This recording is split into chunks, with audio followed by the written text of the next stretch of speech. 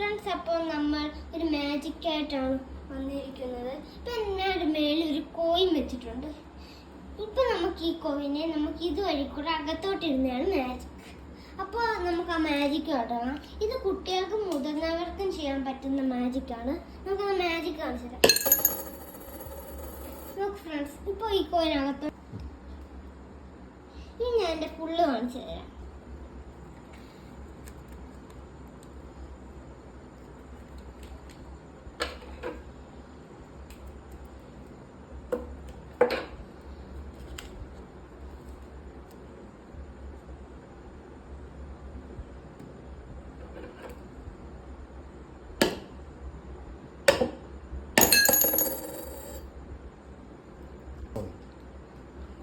Friends, അപ്പോൾ ഇത് ഇഷ്ടപ്പെട്ടോ ലൈക്ക് ആൻഡ് സബ്സ്ക്രൈബ്.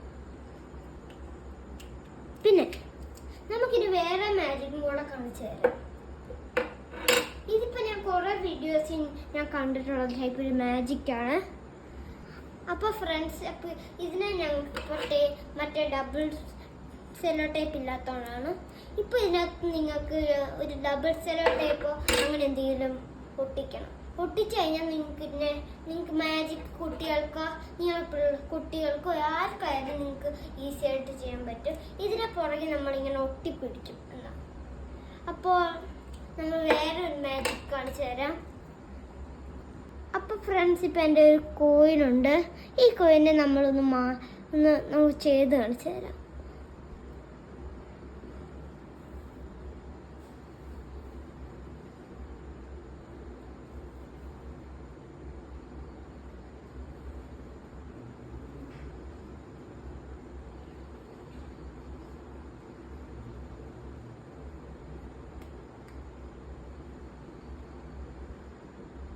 അപ്പോൾ നിങ്ങൾക്കറിയാലോ ഇതെങ്ങനെ ചെയ്യുന്നതെന്ന്.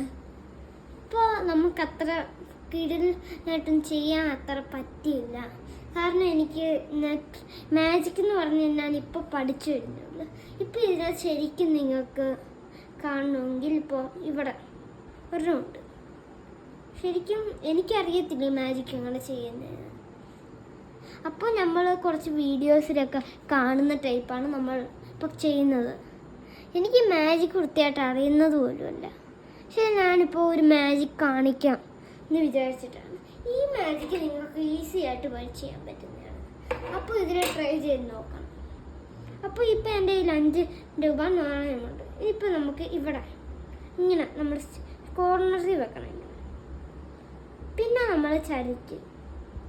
നമ്മൾ വരുന്ന വഴിക്ക് ഇങ്ങനെ ആക്കുമ്പോൾ നമ്മൾ തമ്പ് ജസ്റ്റ് ഒന്ന് ആക്കണം. നമ്മളിപ്പോൾ നമ്മുടെ കൈ വരണമെന്നില്ല. നമുക്കിപ്പോൾ എവിടെ വേണമെങ്കിലും വെക്കാം. കൈ തന്നെ, എനിക്കിപ്പോൾ കൈ തന്നെ വെച്ചാൽ മതി എന്നാണ് ഉള്ളത്. ഇപ്പോൾ നമ്മൾ ഇതിനെ വെക്കും. ഇപ്പം നോക്കൂ, ഇതാണ് മാജിക്. അപ്പോൾ ഇനിയും വേറെ മാജിക്കായിട്ട് വരണമെങ്കിൽ ലൈക്ക് ആൻഡ് സബ്സ്ക്രൈബ്.